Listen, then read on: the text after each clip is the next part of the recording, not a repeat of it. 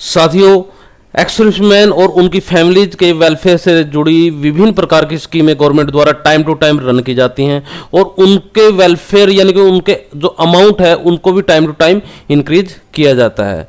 ये वेलफेयर वाली जो स्कीम होती है दोस्तों, ये एक्स सर्विसमैन जो यानी कि जो जिससे रिलेट होती है वही उनका फायदा उठा देता है।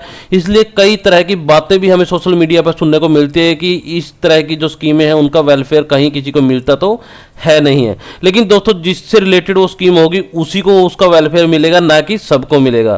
तो इसी तरह दोस्तों गवर्नमेंट द्वारा उन स्कीमों को लागू किया जाता है और कहीं ना कहीं वो स्कीमें सक्सेस होती हैं, तभी उनके अमाउंट को आगे बढ़ाया जाता है। तो इसी तरह की कुछ एक स्कीम्स हैं दोस्तों जिनका जो अमाउंट है वो गवर्नमेंट द्वारा अभी रिसेंटली बढ़ाया गया है। कौन सी वो स्कीमें हैं तो आज की इस वीडियो के अंदर आपको जानकारी दी जाएगी।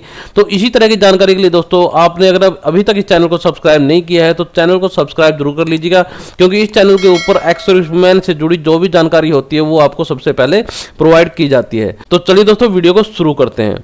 तो दोस्तों यहां पर हमारे माननीय रक्षा मंत्री राजनाथ सिंह जी ने कुछ स्कीम्स जो पहले रन हो रही थी उनके अमाउंट को यहां पर इनहेंस किया है। तो यहां पर उन्होंने अपने ट्विटर हैंडल पर लिखते हुए बोला है कि the welfare of India ex serviceman and their families has been PM Shri Narendra Modi led government top most priority.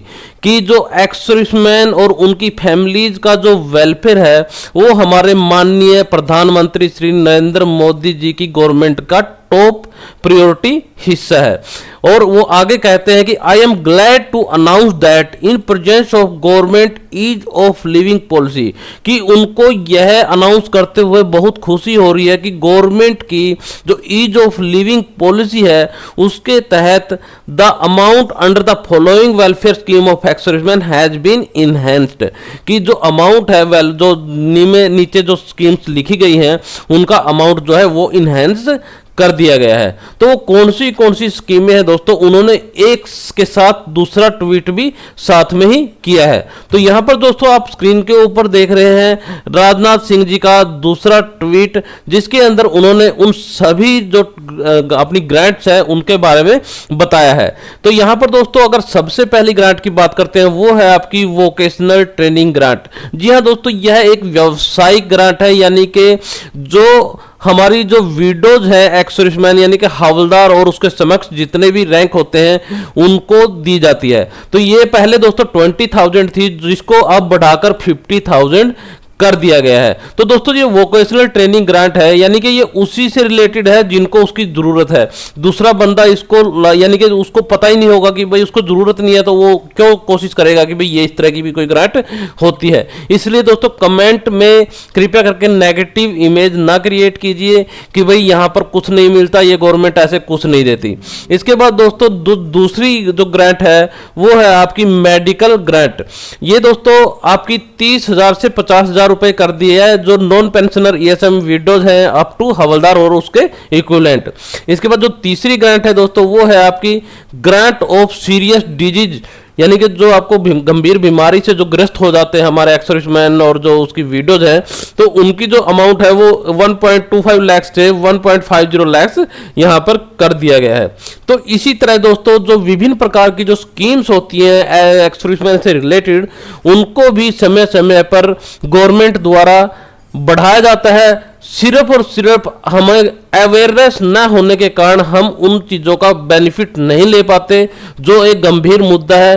क्योंकि दोस्तों गवर्नमेंट के पास स्कीम तो लागू कर देती है, लेकिन उसकी जो एडवर्टाइजमेंट होती है वो कहीं ना कहीं गवर्नमेंट यहां पर फेल हो जाती है, क्योंकि गवर्नमेंट के पास ऐसा कोई भी चीज नहीं है कि भाई इस तरह की जो स्कीम्स होती हैं उनको हर एक एक्स सर्विसमैन तक पहुंचाया जाए।